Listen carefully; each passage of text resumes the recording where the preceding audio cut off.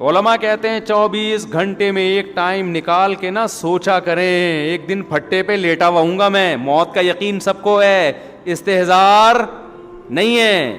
سب کو پتا ہے مریں گے. کوئی آپ کو آ کے کہتے مریں گے تو کون سی کوئی نئی معلومات دے رہا ہے, پتا ہے مریں گے تو کیا کروں میں, مریں گے تو چل آج فلم دیکھنے چلتے ہیں. لیکن اگر تھوڑی دیر کھوپڑی استعمال کرنا بیٹا, اس کا مطلب پتہ ہے کیا ہے مریں گے کا, تھوڑی دیر سوچ لیں. ایک دن پھٹے پہ لیٹا ہوا ہوں گا. ہمارے حضرت سے جب ہم بیعت ہونے گئے نا تو حضرت سے بیعت ہو گئے ہم. حضرت نے وعدے کیے نماز پڑھیں گے, یہ کریں گے.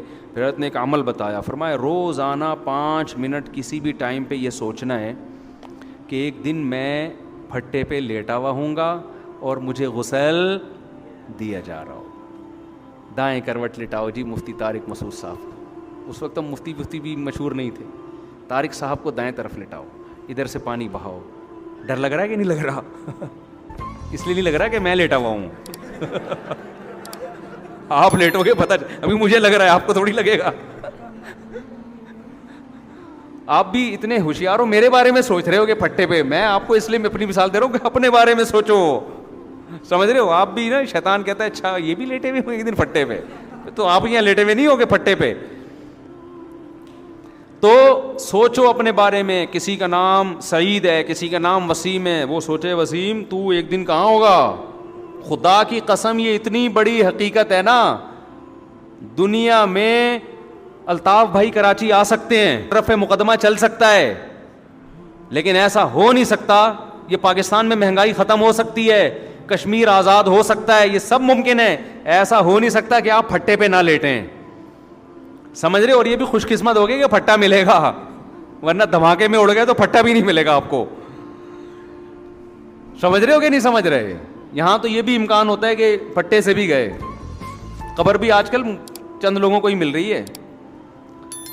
تو یہ استحضار جب کرو گے نا روزانہ بیٹھ کر, بیٹا کچھ بھی روزانہ نا سونے سے پہلے, میں منع کر رہا ہوں یہ استحضار کا. آج کل لوگوں کے دل کمزور ہیں, وہ پھر پھٹے پہ ہی نہ لیٹے ہیں کہیں جا کے, اتنا مسلط کر لیتے ہیں کہ وہ رات ان کی.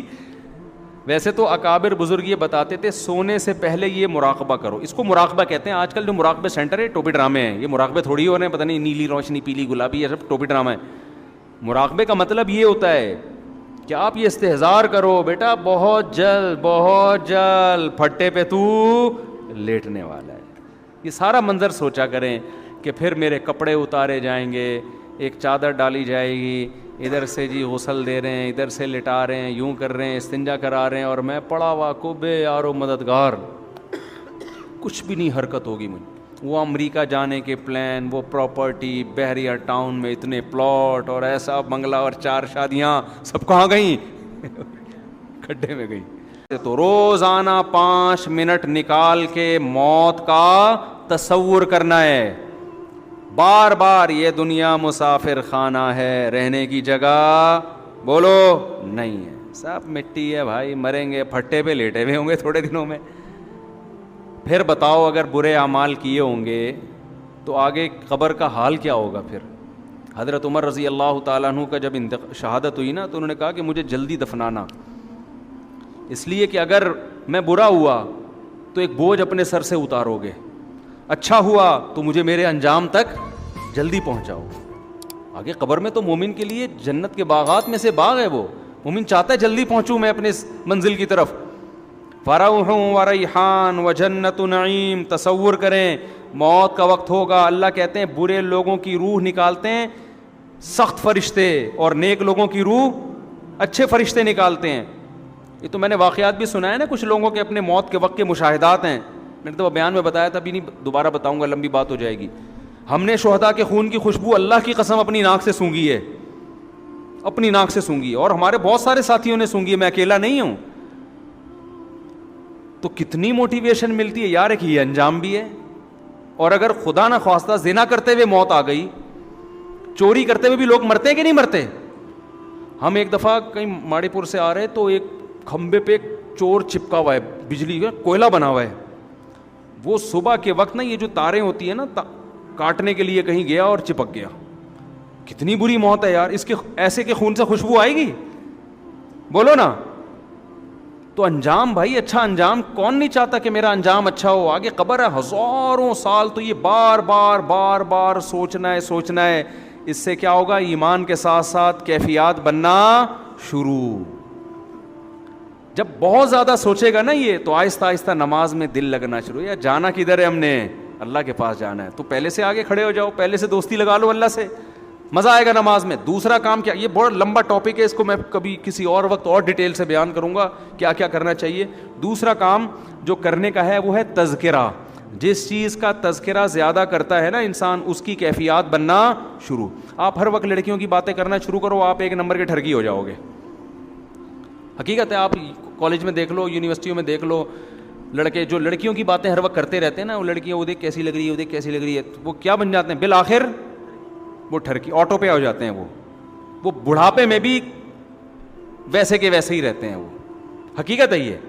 اور جو اپنی پڑھائی میں دلچسپی لیتے ہیں, یہ تبصرے زیادہ نہیں کر رہے ہوتے, وہ انسان کے بچے بنے رہتے ہیں. یہ انسان کی عادت ہے, جس چیز کا تذکرہ کرتا ہے تو وہ کیفیات اس کی بننا شروع.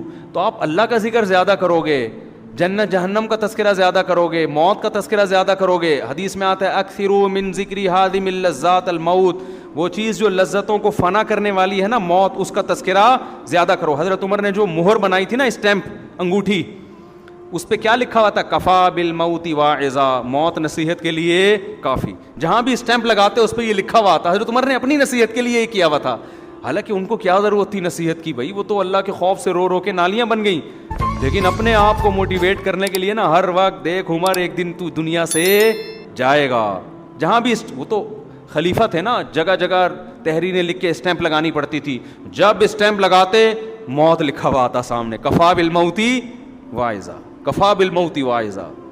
اور ہم نے آج اپنی زبانوں سے سوچنا تو دور کی بات, موت کا تذکرہ کرنا بھی ختم. جہاں بیٹھو موبائل کی باتیں, جہاں بیٹھو لڑکیوں کی باتیں, جہاں بیٹھو ایکٹروں کی باتیں, فلموں کی باتیں, میچز کی باتیں, سیاست کی باتیں. ابے وہ ایسا ہو گیا, ابے وہ اسٹیبلشمنٹ نے یہ کر دیا, ابے وہ اس نے یہ کر دیا, ابے تبے. سارا دن گھر میں جاؤ تو آلو کباب انڈے پراٹھوں کی باتیں. بیگم کی بات شروع ہوتی, انڈے لینے بھیجا تھا, لائے, وہ آپ کو لے کر آ گیا, نہیں لے کر آ گیا, تنخواہ کے, یہی بات. وہ بھی اگر اللہ کے لیے بیگم سے باتیں کرو نا, تو یہ بھی عبادت ہے, اس میں بھی آپ کی کیفیات بنیں گی.